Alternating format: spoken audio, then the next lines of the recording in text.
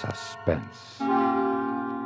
And the producer of radio's outstanding theater of thrills, the master of mystery and adventure, William N. Robeson. The story you are about to hear concerns a murderer and his accomplices.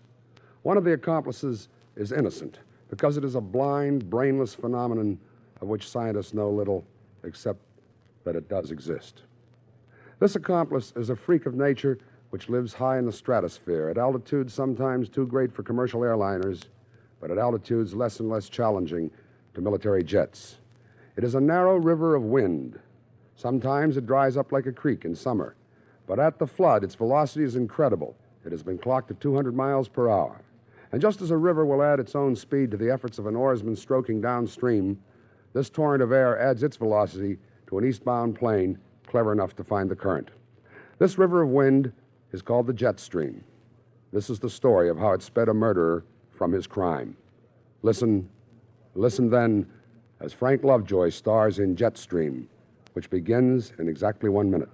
Can you recognize this American symbol of heroism? It is a golden laurel wreath embroidered on a square of cloth, worn centered on the outside of the right uniform sleeve. Points of the laurel wreath up, with the lower edge of the insignia 4 inches above the end of the sleeve. This emblem represents the Meritorious Unit Commendation, awarded for outstanding service and exceptionally meritorious conduct in military operations against an armed enemy for a period of 6 months or more. The action cited must have occurred on or after January 1st, 1944. The campaign streamer for the Meritorious Unit Commendation is scarlet, with the name of the theater of operations embroidered in white. The Meritorious Unit Commendation may also be awarded to Allied nations' military units which have participated with us in joint action against an enemy. Those who aid our country in time of war are recognized and honored by a grateful nation. And now, Jetstream, starring Frank Lovejoy, a tale well calculated to keep you in suspense.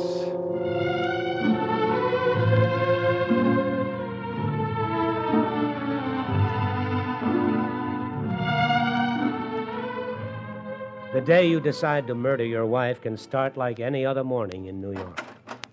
Mail's here, Mr. Martin. Thank you, Vicki. Including a letter from your wife, darling. Oh, good, good. This ought to have the answer. Let me have it. I thought up another one last night, darling. Another way to murder her. Oh? All you have to do is sign out one of your jets from the Air National Guard and fly out to Los Angeles and strangle her.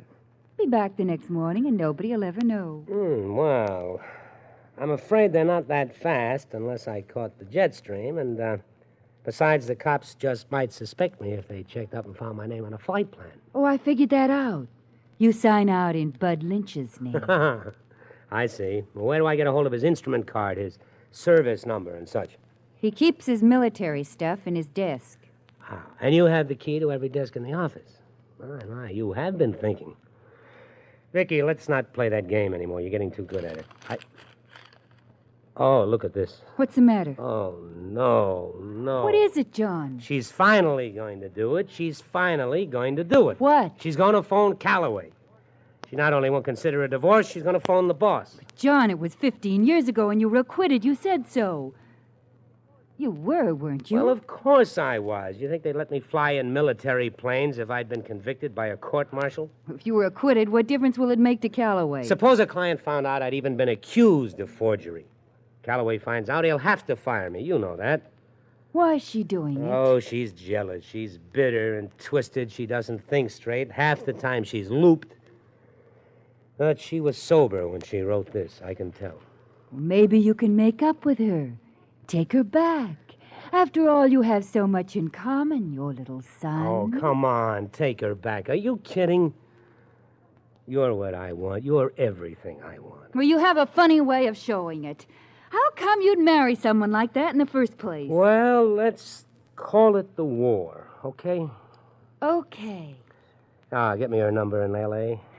Yes, darling. John. Yeah. Did you forge a check? I was acquitted. That isn't what I asked. All right. Yes, I forged the check. I had to. But you were acquitted. They couldn't prove it was me. Good.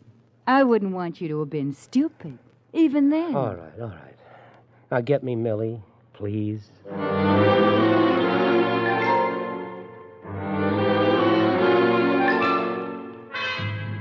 I opened the window and let in the sound of New York.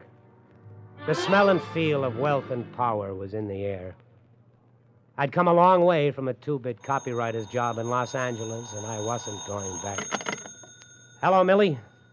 Oh, do you know what time it is out here? Yes, it's 7 a.m. in L.A. Now, look, Millie, I got your letter.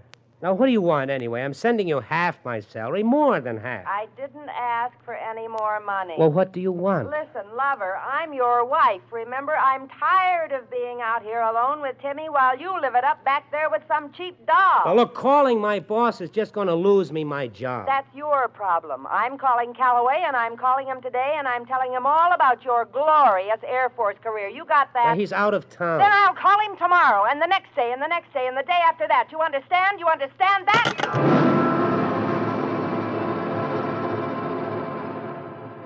For a long while, I just sat there.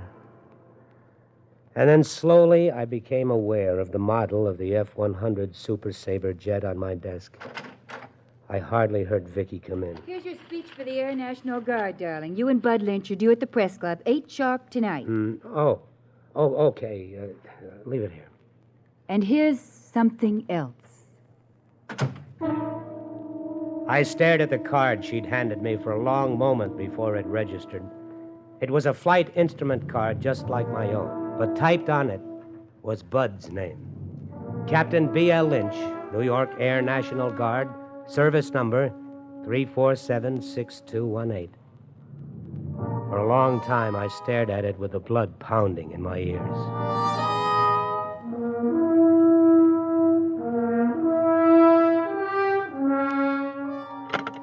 Outside line, please.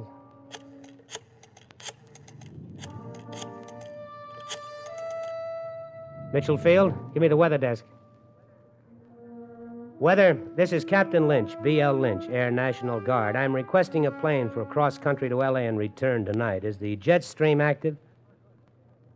That much? Good, let me have the operations officer.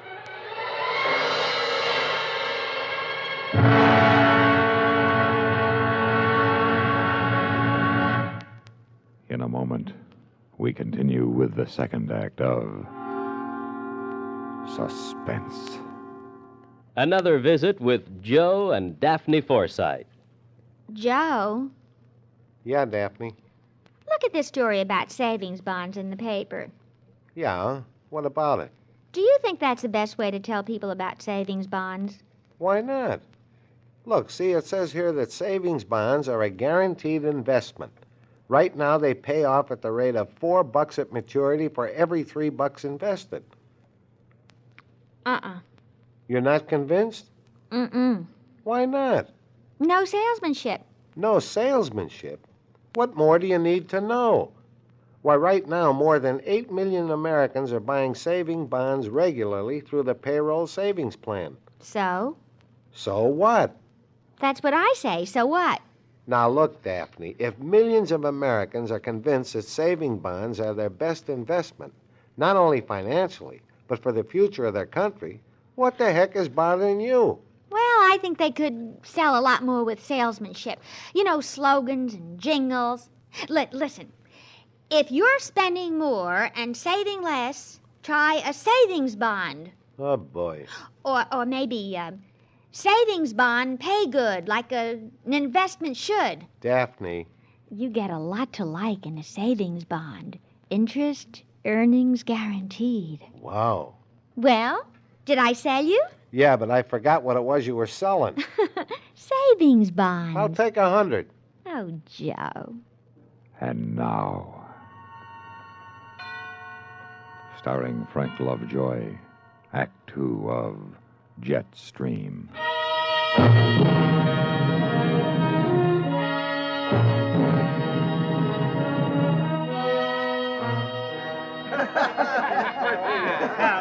But seriously, some of our buddies in the Air National Guard have given more than time.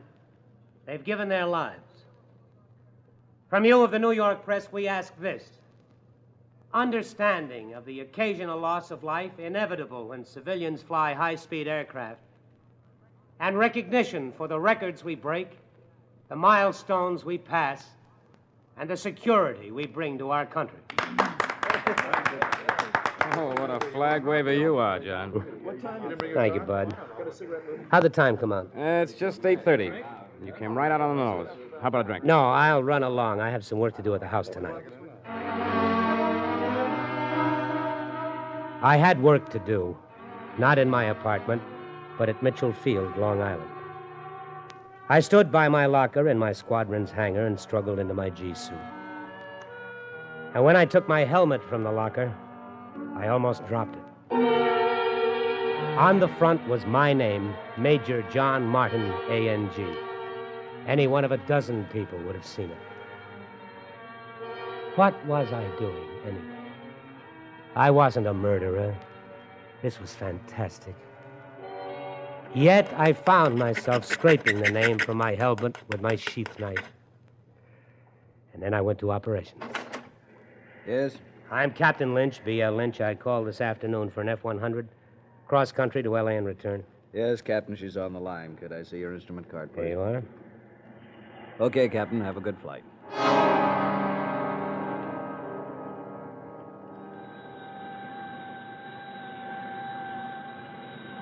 Tower, this is Air National Guard Jet 4389. Request takeoff clearance. 4389, cleared for takeoff. Roger.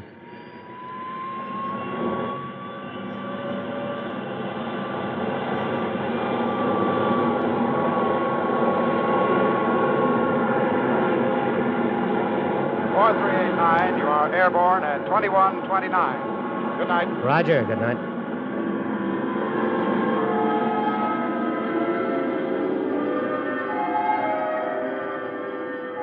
Off the ground at 2129. 9:29 p.m. New York time, 6:29 p.m. California time. Millie would be putting Timmy to bed, probably. Or does a 2-year-old put himself to bed? An hour ago, I'd been speaking to the New York Press Club. In a few hours, I'd be in California. The modern jet was incredible. Then I remembered what I was using it for, and I almost turned back. But I pulled the computer out of my knee pocket and began to navigate. 5 hours later, after a refueling stop at Albuquerque, a vast glow in the west took shape. The lights of Los Angeles. I looked at my watch. Not yet midnight on the coast. I'd made it on schedule. It still all depended on catching the jet stream going back. Going back after what? But now I had a landing to worry about, and then some fast talking to a refueling crew for the loan of a Jeep.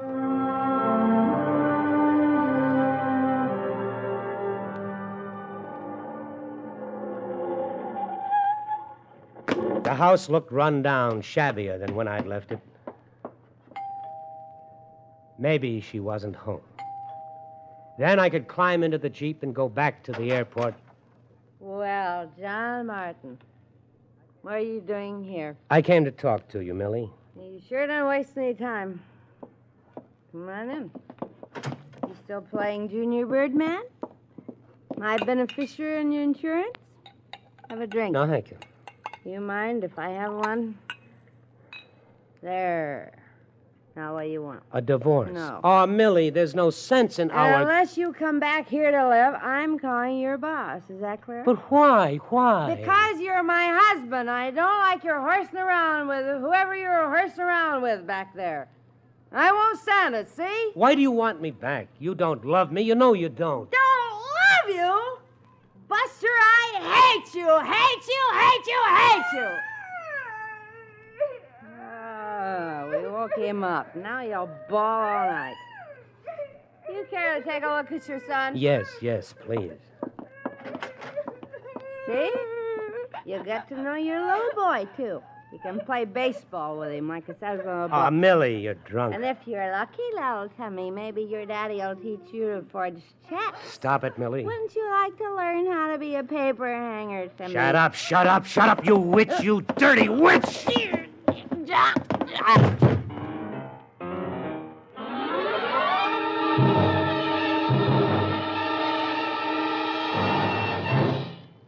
In just a moment, we continue with the third act of Suspense. We have together ample capacity and freedom to defend freedom. This is NATO, the North Atlantic Treaty Organization. NATO possesses a shield of well-equipped, highly trained land and sea forces, plus tactical air support and special units. The NATO shield extends from north of Norway to the eastern mountains of Anatolia in Asian Turkey. Complete disposition of forces is covered by a radar warning system, plus a perfected network of telecommunications, enabling the Supreme Commander to direct operations with extreme rapidity over a 2,000-mile front. The United States of America is a part of NATO.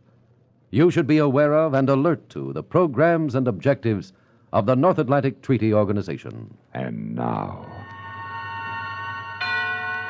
starring Frank Lovejoy, Act 3 of Jetstream.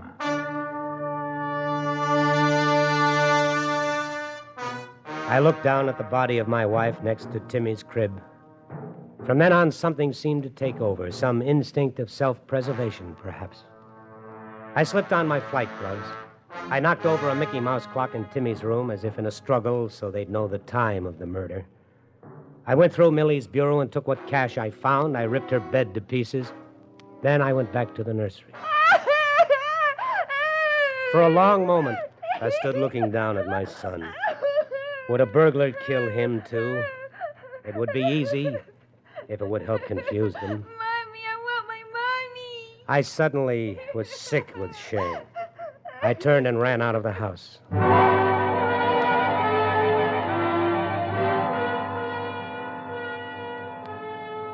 Sergeant, is that jet stream still active? I hope to tell you, if you can find it. It's at 45,000 feet, 190 knots. 190? That's right. If you can find it, you'll be in New York before I get off watch.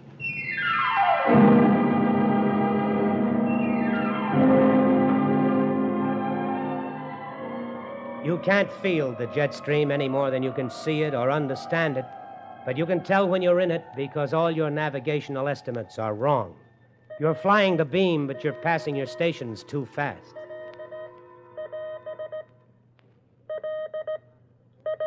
Las Vegas, so soon. And yet a radio range doesn't lie. I checked my computer. I was in the jet stream, all right. I was in a river of air that was giving me an additional 200 knots over the ground. Now, if I could just stay in it. Denver, Omni. I was already picking up Denver. Denver, Omni. Denver, Omni. Denver radio, this is Air National Guard Jet 4389, moving my Denver estimate up by 15 minutes. 4389. Did you say 15 minutes? Affirmative, Denver, 1515. Roger. Now, let me see. Denver to Omaha. I would be half an hour ahead of schedule at Omaha, 45 minutes ahead at Detroit, and 1 hour at New York. I knew now that I'd make it.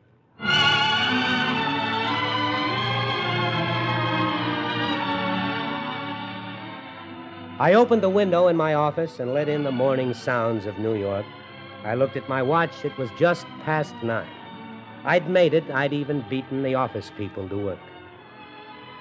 The shadow that had hovered over me for 15 years was gone. I should have been happy, but instead, I was empty and lonely. I heard Vicky arrive at her desk outside and flipped on the intercom to call her, and I heard her talking to someone. Expect him in? He may be late today. Yeah. How'd you know? He told me yesterday. Who are you, anyway? I'm Lieutenant Berman from Homicide. His wife was murdered this morning in Los Angeles. We think he did it. Murdered? But John couldn't have done it. He was giving a speech to the press club last night. He was. Well, we'll check on that. Anyway, he's in Los Angeles now. Say, where does... John! See, I told you. Are you Martin? Yes, and you're? Lieutenant Berman from Homicide. I have bad news for you, Mr. Martin, and an apology. Bad news? Yes, sir.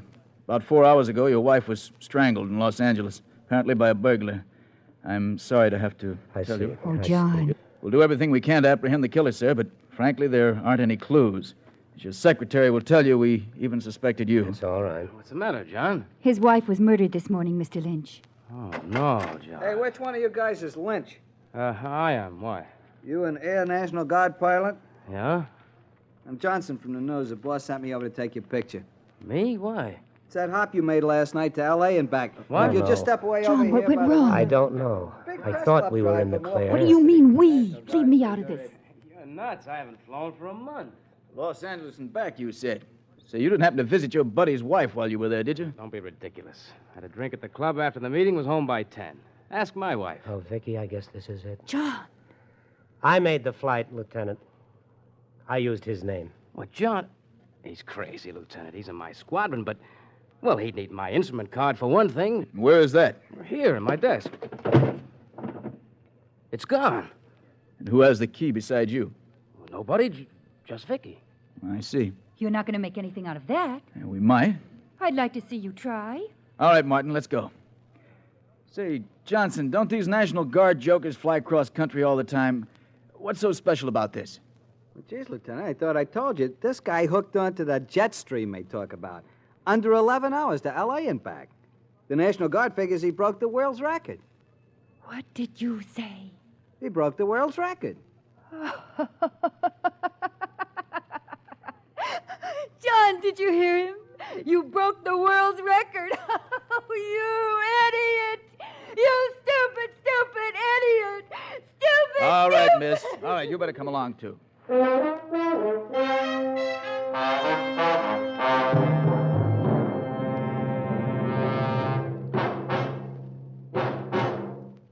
Suspense, in which Frank Lovejoy starred in William N. Robeson's production of Jetstream by Michael Frost. Supporting Mr. Lovejoy in Jetstream were Alan Morgan, Virginia Gregg, James McCallion, Harry Bartell, Norm Alden, and Sam Pierce. Listen. Listen again next week when we return with another tale well calculated to keep you in suspense.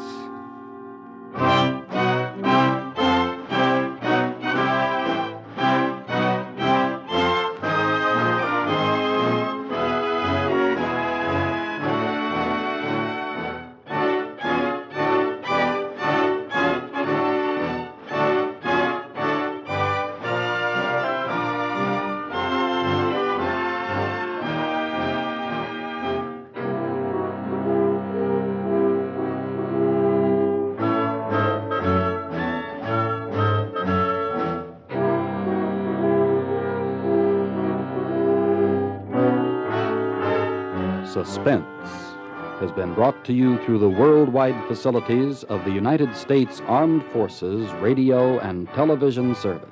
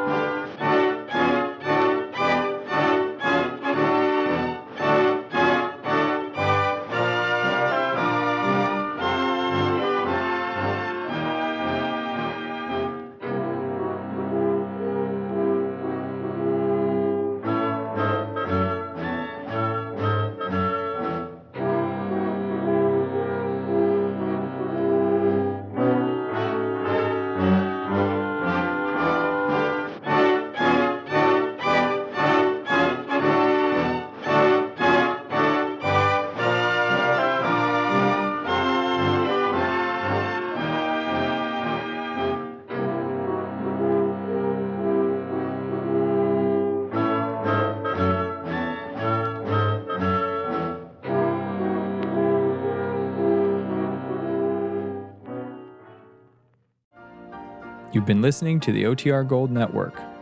Find more classic radio at otrgold.com.